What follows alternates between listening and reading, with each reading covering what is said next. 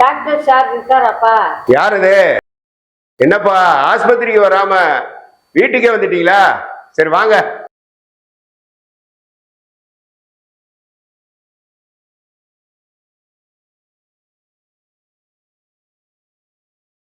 Sir தீபாவளிக்கு என்ன சாப்பிட்டாருன்னு தெரியல, சோர்ந்து விழுகிறார். நீங்க தான் பார்த்தது சரி வந்து சார். அப்படி என்னையா சாப்பிட்ட? எல்லாரும் சாப்பிடுறாங்கல்ல, அதைத்தான் சார் சாப்பிட்டேன். அதைத்தானையா கேக்குறேன், என்னையா சாப்பிட்ட?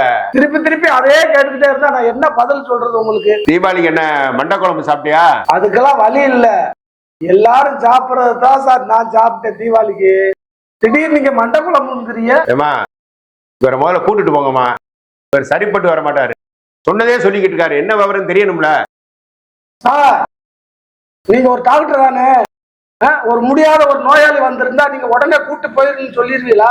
தீபாவளிக்கு ஏதோ நான் கொஞ்சோண்டு கூட கொண்டு வச்சு சாப்பிட்டேன், அதனால எங்க அம்மா கூட்டிட்டு வந்தாங்க.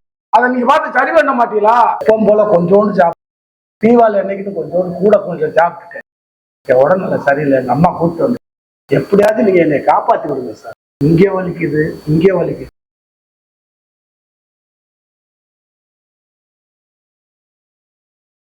பூச்சி எடுத்து விடியா?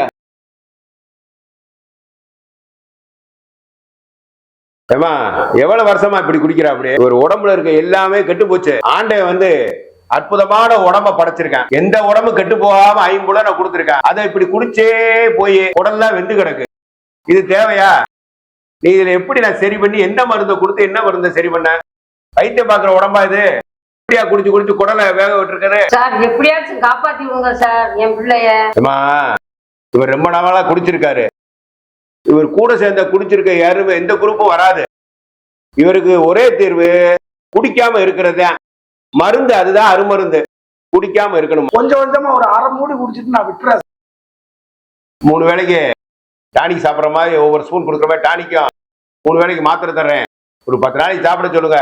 வைத்தியம் பாருங்க, உடம்ப பார்க்க சொல்லுங்க, குடிக்காம இருக்க பாருங்க. பார்த்து நல்லபடியா போய் பாருங்க.